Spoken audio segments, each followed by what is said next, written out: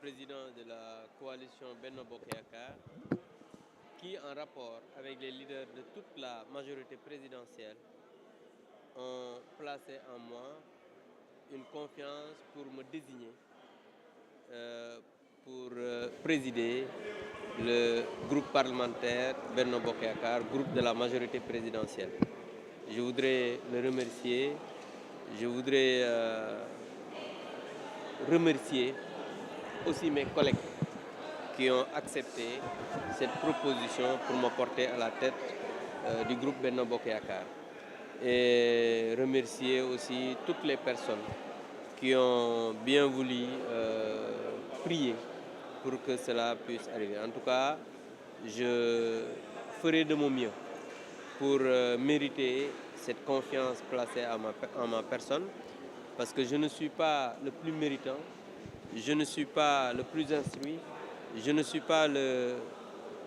plus expérimenté, mais les responsables ont pensé que je devrais pouvoir remplacer le président Oumar Youm, qui est aujourd'hui ministre des Forces armées, et je voudrais le féliciter au passage parce qu'il a fait un travail extraordinaire. C'est pourquoi je sais que ça va être une tâche difficile de remplacer un homme aussi courtois, un homme aussi ouvert, un homme aussi généreux en matière quand même de partage de connaissances à la tête du groupe Benno Bokk Yakaar. Donc je voudrais vraiment dire que je ferai de mon mieux en rapport avec tous les collègues, en rapport avec tous les responsables. Quand je parle des collègues, d'abord les collègues de Benno Bokk Yakaar, mais aussi les collègues des autres groupes parlementaires, mais aussi des non-inscrits, pour qu'ensemble, qu'on puisse travailler à mériter la confiance placée en nos personnes, pour que le Sénégal aussi puisse être fier de l'Assemblée nationale que nous représentons, être fier de l'Assemblée dans laquelle nous siégeons au nom des populations sénégalaises. Votre parcours parlementaire, il y a même vos pairs qui expriment vraiment leur satisfaction par rapport à cette nomination. Ils disent que vous avez été méritant en quelque sorte. Mais vous savez, certains le disent, mais je dis bien, comme je l'ai dit au début de mon propos, je ne suis ni le plus méritant, ni le plus calé, ni le plus expérimenté, mais ils ont pensé que je dois être à la hauteur de la tâche. C'est pourquoi d'abord, je dis que je ferai tout ce qui est en mon possible. Je serai totalement à la disposition de mon groupe parlementaire, je serai totalement à la disposition du président de l'Assemblée nationale, je serai totalement à la disposition de l'institution parlementaire pour travailler à mériter cette confiance. Parce que ce n'est pas facile d'être à la tête d'un groupe parlementaire où on vient d'horizons différents, on a reçu des éducations différentes, on a des formations différentes, même sur le plan politique, parce que le groupe parlementaire Benno Bokk Yakaar regorge d'énormes qualités, regorge d'énormes idéologies, parce qu'il y a des socialistes, il y a des libéraux, il y a des trotskistes, il y a des maoïstes, il y a énormément d'idéologies qui se retrouvent au sein du groupe Benno Bokk Yakaar, comme le président de la République a eu à diriger la coalition Benno Bokk Yakaar pendant pratiquement 12 ans. Donc c'est pourquoi nous savons que la tâche ne sera pas facile, mais avec l'appui des collègues, avec l'accompagnement des uns et des autres, avec les prières, nous allons essayer de mériter cette confiance. Alors, vous parlez de tâches, vous arrivez à un contexte où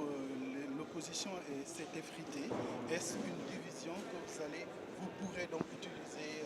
pour ne serait-ce que vous conforter dans votre... Mais vous savez, la preuve, vous avez vu, malgré la division de l'opposition, vous avez vu que nous, on a 82 députés, 83. Et vous avez vu que les gens ont voté à plus de 100 députés. Ce qui veut dire que il peut y avoir des divergences d'esprit, il peut y avoir des divergences d'approche, mais quand on vient à l'Assemblée nationale, on devient député du Sénégal. On devient un député qui représente les populations. C'est pourquoi je pense que ces contingences-là, on va pouvoir, avec le dialogue, avec les discussions, avec les échanges, on va pouvoir traverser tout cela. Cela n'enlève en rien que chacun a son candidat à l'élection présidentielle, chacun a ses convictions, chacun a sa manière de voir les choses, mais quand on est ici, on travaillera pour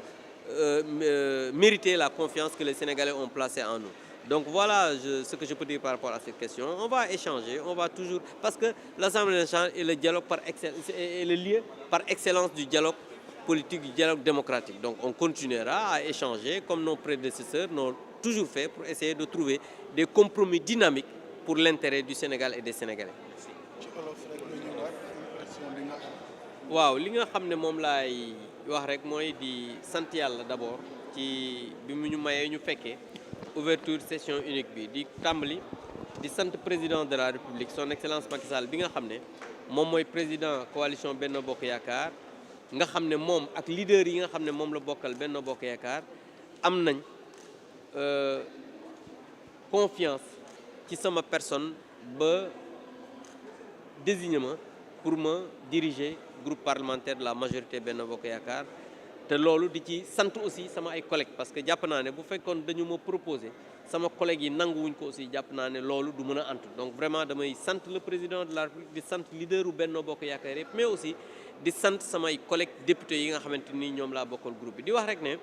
liggéey la boo xam ne jàpp nañ ne te xam nañ ne du yomb ndax liggéeyu boo xam ne da nga gënoo mérité nit ñi gënoo dàqoo leen jàng ëppoo leen expérience gënoo leen juddu amul dara ci qualité boo xamante ni jàpp nga yaa leen ko na ñu jël la ne la yow kat yaa leen di jiite mu am ñoo xam ne yaa leen mag am ñoo mag am say nijaay say papa seen loolu mënul yomb am aussi ay ñoo xam ne ay cadre lañ supérieur am ñoo xam ne idéologie yi bokkul parce que groupe Benno Bokk Yaakaar am na ay libéraux am na ay socialistes am na ay trotskistes donc loolu soo seetloo rek da ngay xam ne mënul doon lu yomb ba pare député ku ne xam ne am na liberté boo xamante ni li mu xalaat daf koy wax donc loolu bokk na ci li nga xamante ni ñu ngi koy xalaat ba pare remplacer koo xamante ni nit ku ubbeeku la nit ku am jom la nit ku mën a liggéey nit ku mën a waxtaan la nit ku généreux la ci partager expérience ak li nga xam ne mooy xalaatam muy le président Omar Youm moo koy féliciter au passage parce que nommé nañ ko ministre des forces armées loolu compétence moo ko may donc jàpp naa ne su fekkee dañu la désigner nga war a remplacer kooku di nga xam ne mbir mi du yomb waaye nag jàpp naa ne dina yomb ndax dinañu déglu dinañu doon bàyyi faalu suñu collègues yi mais aussi dinañ nekk à la disposition du président de l'Assemblée nekk à la disposition de tous les députés parce que Assemblée nationale boo fi xasee dugg nekkatoo député fenn député Sénégal nga donc jàpp naa ne loolu aussi dinañ fexe mériter confiance boobu nga xamante ni placé nañ ko suñu personne. beneen bi nga wax léegi moom mooy wàllu opposition bi ndax division bi duñu ko déedéet division bi dama jàpp ne mënul ñàkk parce que même ci biir ñoo xam ne dañoo bokk famille politique da ngay gis ay jaaxasoo parce que ñi nga xam ne tey wax nga ne léegi division ñoo àndoon ñëw groupe parlementaire ñëw Benno Bokk Yaakaar ñëw fii ci assemblée nationale taxawal Yewwi Askan Wi tey waroon nañ ay gis-gis mais loolu du am benn impact ci li nga xamante ni mooy assemblée nationale ak fonctionnement bi parce que boo seetloo tey ñun 82 députés la ñu am waaye gis nga ne bi ñuy voté lu ëpp téeméeri député voté nañ ci ñi nga xam ne mooy membre bureau loolu mooy wane ne malgré divergence yi ñu am malgré li nga xamante ni mooy waroo ci xalaat bu ñu ñëwee fii dañuy xool askan wi xool intérêt Sénégal xool li nga xamante ni mooy jëmale réew mi kanam ñu taxawee noonu donc loolu jàpp naa ne lu am solo la te dinañu continuer di ko def parce que di continuer di waxtaan yeneen groupe parlementaire yi yeneen député yi di waxtaan ak ñoom pour que li nga xamante ni moom la ñu namm ci ñun yaakaar ko ci ñun ñu mën a remercier loolu. est-ce que yaatal ngeen ko ba opposition bi ñaata poste la am yéen ñaata ngeen. waaw non xam nga nag aussi assemblée nationale dafa doon ay groupe dafa doon loi maanaam dafa am yoon boo xamante ni moo koy doxal maanaam dañu am règlement intérieur boo xam ne dañu ne boo amee nombre député ñu calculer wax ne lii nga war a am ku nekk nag la nga ca war a am nga ko moo tax boo gisee waa Yewwi ñi ngi ci waa taxaw ñi ngi ci kii astafurlah ñi ni ñu koy waxati waa wàllu ñi ngi ci ñun ñi ngi ci donc ce qui veut dire que ku nekk rek la nga xamante ni moom la sa nombre de députés jox la am nga ko donc juste pour répondre à votre question par rapport au bureau aujourd'hui nous avons une loi organique qui est le règlement intérieur de l'Assemblée nationale qui répartit selon un calcul chaque groupe par rapport à ton nombre de députés ce que tu dois avoir par rapport dans le bureau. C'est pourquoi il y a Benno Bokk Yaakaar, il y a Wallu dedans, il y a Yewwi dedans. Donc moi je pense que sur ce plan, il n'y a aucun problème, les calculs ont été bien faits, c'est pourquoi vous n'avez pas entendu de problème dans la composition du bureau. Merci beaucoup. Merci beaucoup. Jërëjëf. Merci. dama la mujjee yéen yaa ngi lox. maa ngi la